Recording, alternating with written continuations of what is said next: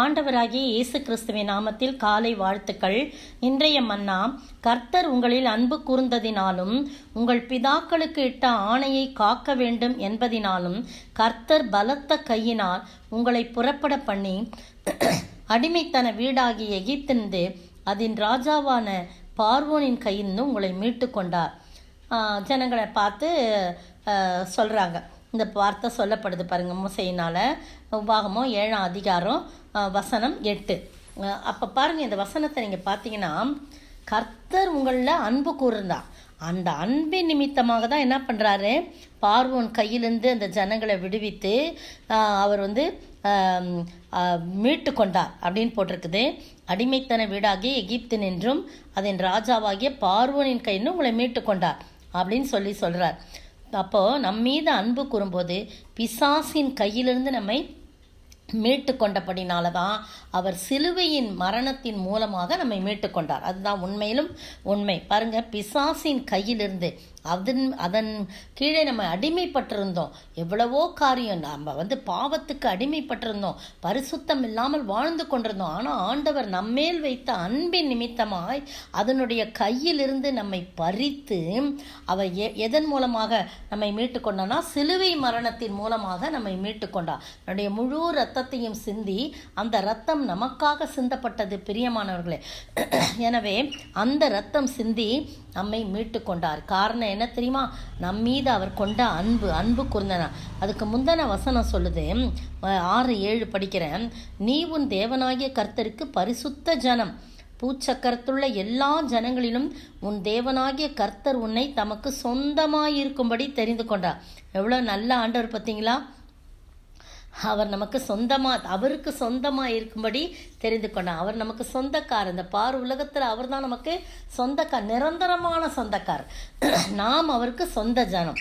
அவர் தமக்கு சொந்தமாக இருக்கும்படி தெரிந்து கொண்டார். அடுத்த வசனம் 7ஆம் வசனம் பாருங்கள். சகல ஜனங்களிலும் நீங்கள் திரட்சியான ஜனம் என்று கர்த்தர் உங்கள் பேரில் அன்பு வைத்து உங்களை தெரிந்து கொள்ளவில்லை. பாருங்கள், நீங்கள் எல்லா ஜனங்களிலும் திரட்சியான ஜனங்கள், ரொம்ப அதிகமான ஜனம் அப்படின்னு சொல்லிட்டு உங்கள் மேலே அன்பு வைக்கல, அவன் தெரிந்து கொள்ள அன்பு வச்சு உங்களை தெரியல. நீங்கள் சகல ஜனங்களிலும் கொஞ்சமாக இருந்தீர்கள். ரொம்ப கொஞ்சம் சிறுபான்மையில் கொஞ்சமாக தான் இருந்தீங்க. அதனால தான் உங்கள் மேலே அன்பு கூர்ந்து உங்களை மீட்டு கொண்டு வந்தார் அப்படின்னு சொல்கிறாங்க. பார்த்தீங்களா? அப்போ நம்ம கொஞ்சமாக இருந்தாலும் ஆண்டவர் பாருங்கள், நம்மளை தேடி நம்மை ரட்சிக்கும்படியாக தன்னுடைய எல்லா அந்தஸ்தையும் இழந்து அவர் சிலுவை மரணத்தை, அந்த சாபத்தீடான அந்த சிலுவை, அந்த நாட்களிலே, ஆண்டவருடைய நாட்களிலே அது சாபத்தீடாய் கருதப்பட்டது சிலுவை. அந்த சாபத்தை அவர் ஏற்றுக்கொண்டு அதை ஆசீர்வாதமாக மாற்றி கொடுத்தார் பிரியமானவர்களே. எனவே நாம் அவரிடத்தில் அன்பு கூறுவது ஒரு பக்கம் இருந்தால், அவர் நம்மிடத்தில் அன்பு கூறும்படியாக நாம் எப்படி இருக்கணும்? பரிசுத்த ஜனமாய் இருக்க வேண்டும். அவருக்கு சொந்தமாக இருக்கும்படி நாம் தெரிந்து கொள்ளப்பட்ட ஜனமாக இருக்கணும். அவர் வாங்கன்னு கூப்பிடும்போது உடனே ஓடிவிட வேண்டும். இருக்கிற வண்ணமாய் அவர் அண்டை ஓடி வந்து நம்மை பரிசுத்தத்தை காத்து கொள்ளும்போது கர்த்தர் நிச்சயமாய் நம்மை ஆசீர்வதிப்பார். நம்ம அருமையாய் கொண்டு போய் நம்மை சேர்ப்பார். அந்த அடிமைத்தனத்திலிருந்து நம்மை மீட்டு அழகான பாலும் தேனும் ஓடுகிற அந்த நாட்டுக்கு நம்மை கொண்டு போய் சேர்ப்பார். நம்மை பரலோக ராஜ்யத்தின் பிரஜைகளாய் நம்மை மாற்றுவார். அப்படிப்பட்ட ஆசீர்வாதங்களை நாம் பெற்று வாழ ஆண்டவர் தாமே கிருபை செய்வாராக. ஆமென். அன்பு எத்தனை பெரியது, என்னாவு விவரிக்க அறியது, அதனாழ மகளமும் அளந்திட இந்த பூவின் மாந்தற்கு ஆகாதே. ஸ்தோத்திரிக்கிற ஆண்டவரே, துதிக்கிற ராஜா, வாழ்த்துகிற வணங்கிறப்பா தகப்பனே. ஆமாண்டவரே, உம்முடைய அன்பு எத்தனை பெரியது. எங்களிடத்திலே நீர் அன்பு கூர்ந்தி, நாங்கள் சிறுபான்மையான கூட்டத்தார் என்பதற்காக எங்களிடத்திலே அன்பு கூர்ந்து எங்களை உம்முடைய பலத்த கையினாலும் ஓங்கிய புயத்தினாலும் எங்களை எகிப்து தேசத்திலிருந்து அடிமைத்தன வீடாகிய அந்த எகிப்திலிருந்து எங்களை புறப்பட பண்ணி ராஜாவின் பாகிய பார்வோன் கையிலிருந்து எங்களை மீட்டீரே. அதுபோல எங்களை பிசாசின் கைகளிலிருந்து, சாத்தானின் கைகளிலிருந்து எங்களை விடுவித்து, எல்லா அடிமைத்தனமான பாவங்களிலிருந்து எங்களை விடுவித்து பரலோக ராஜ்யத்தின் பிரஜைகளாய் நீர் மாற்றுகிற கிருபைக்காய் ஸ்தோத்திரம். எல்லாவற்றுக்கும் மேலாக உம்முடைய அன்பு எங்களுக்குள் இருந்தபடினாலே நீர் எங்கள் மீது செலுத்தின அன்பின் நிமித்தமாக நடந்த அதற்காய் ஸ்தோத்திரம். நாங்களும் உம் மீது அன்பு செலுத்தி வாழ நீர் கிருபை செய்ய வேண்டும் என்று கர்த்தரும் மீட்பெரும் ராஜாவாகிய இயேசு கிறிஸ்துவின் விலையேற பெற்ற நாமத்தில் ஜெபிக்கிறேன் பிதாவே, ஆமென்.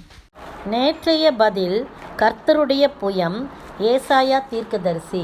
யோவான் 12:38. இன்றைய கேள்வி: எது நிறைவேறத்தக்கதாக? யாருடனே? எதை புசிக்கிறவன்? யார் மேல் எதை தூக்கினான்? எது நிறைவேறத்தக்கதாக? யாருடனே? எதை புசிக்கிறவன்? எதன் மேல் எதை தூக்கினான்? இத்தனை கேள்விக்கு நீங்கள் பதில் சொல்லணும். கிட்டத்தட்ட ஒரு 5 பதில் சொல்லணும்னு நினைக்கிறேன். அதை நீங்கள் சொல்லுங்கள், ஓகேவா? ஒரே வசனத்தில் இருக்குது அது.